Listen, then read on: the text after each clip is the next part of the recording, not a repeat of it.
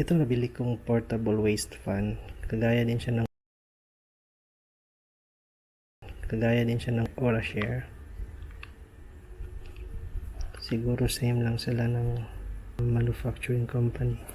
Nagamit ko na to siya mga 2 months na. 10,000 mAh, 10 watts power, model K90. So umabot siya ng mga 15 hours naka-on pag number 2. So i-on mo siya ganyan, abot siya ng 15 hours or minsan sobra pa kapag nakaset lang sa number 2. Ayan, lakas yung hangin. Number 3, number 4, number 5, tapos off. Tapos dito yung charging niya. Pwede din siyang power bank. Tapos may flashlight siya. Press mo lang, long press dito. Ayan. Tapos ayan, may flashing light siya. Tapos long press again. Ayan, nag-off siya. Yung timbang ko nasa around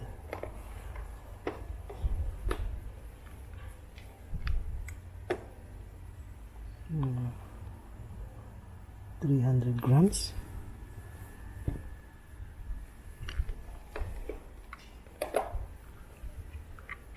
Tapos may sling siya, pwede mo siyang isabit sa leeg or sa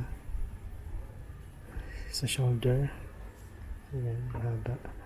I-extend yung ano niya, strap. Ayan, adjustable. Natatanggal din siya. Ayan. Tapos may parang ano siya, stand. Pwede mong gamitin ng ganyan.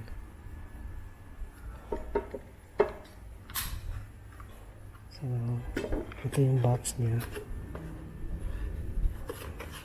Ayan. Made in China, kulay gray.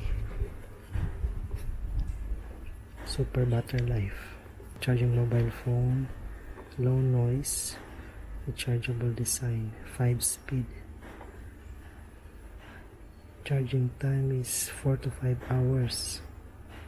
May weight din siya dito, mga 0.29 kilo or around 300 grams. Ito yung size niya, 10,000 mAh, power 10 watts. Tapos sa box ito, nilagyan siya ng support plus. Tapos yung charging cable, ayan, and then manual, Chinese. Okay. Try natin kung mag-charge ba siya sa phone.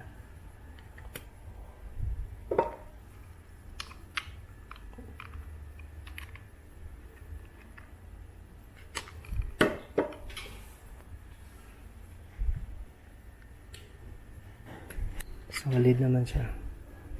Para din siyang OraShare, o baka same lang talaga manufacturer.